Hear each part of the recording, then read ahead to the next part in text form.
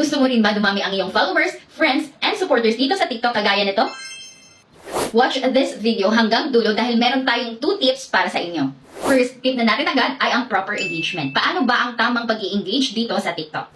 Ang proper engagement, unang-una, ay dapat ibinibigay ng walang hinihinging kapalit. Panonoorin mo ang mga videos at susuportahan mo ang mga videos na talagang gusto mo at ini-enjoy mo at very helpful sa inyo. At kung may nagustuhan ka talagang video, ganito ang tamang pag-i-engage sa video. For example, ito yung video na nagustuhan mo. Bago mo i-click yung heart or i-like ang video, kailangan ay tapusin mo ang video or kalahatian mo siya, pipindutin yung like na button. Huwag na huwag kang mag-heart or mag-like kung hindi mo naman panonoorin yung buong video at possible na masyado ban ka. Next natin ay kung ikaw ay magko-comment sa comment section. Halimbawa, magko-comment ka sa comment section, dapat related sa video yung kino-comment mo. For example, thank you po sa mga helpful tips. Ayan, kung nakakatulong sa'yo yung video na yon, ay pwede mong i-comment yung ganyang klaseng comment. Then, kapag nakapag-comment na po kayo, tingnan nyo din po yung mga comment ng iba, replyan ninyo kung nagustuhan po ninyo ang kanilang mga comment, i-like nyo ang kanilang comment if nagustuhan nyo din, and pwede nyo silang i-follow or kaibiganin.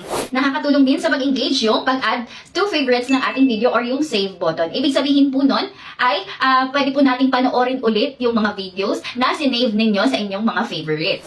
Another way is to share and repost. Kagaya nito.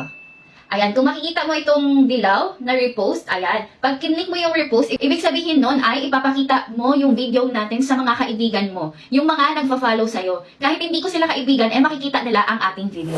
Sunod po natin ay ang copy link. Kung nakikita nyo po itong copy link at kung hindi nyo po siya nakikita, i-scroll nyo lang po pa ganyan yung ating ating row dyan. Makikita nyo na po yung copy link. Once na-click nyo na po yung copy link, it gives TikTok a sign that you will share our videos sa ibang platform. Kagaya naman ng Messenger, Facebook, Instagram, Snapchat, and more. And then, kung nakikita mo yung mga profile dito sa taas, ibig sabihin sila yung mga kaibigan mo. Pwede mong i-share sa kanila yung nagustuhan mong video or kung gusto mong makatulong din sa kanila, ay pwede mong i-share sa kanila yung video na merong mga helpful tips. Pwede mo silang i-click isa-isa, kagaya niyan. Pagka may check na po yan, ibig sabihin na-click mo na sila isa-isa, then pwede ka pong mag-add ng comment, kagaya niyan. Very helpful tips, sana makatulong din sa inyo. And then, hanggang 15 person lang po, click nyo po yung send. Sa ganitong engagement guys, ay matutulungan mo yung content creator na gusto mo na magkaroon ng maraming views at possible na maraming followers, friends, and supporters. Sunod po natin ay ang aking second tip, which is kung naka-live po ako ay pumasok po kayo sa live ko dahil marami po tayo online and active po doon na mga viewers, followers, friends, supporters na pwede nating maging kaibigan din. Ang advice ko lang po sa inyo pag nasa live ko na kayo ay maging active and visible lang kayo para makita din po kayo ng iba na nakikipag-engage po kayo sa kanila.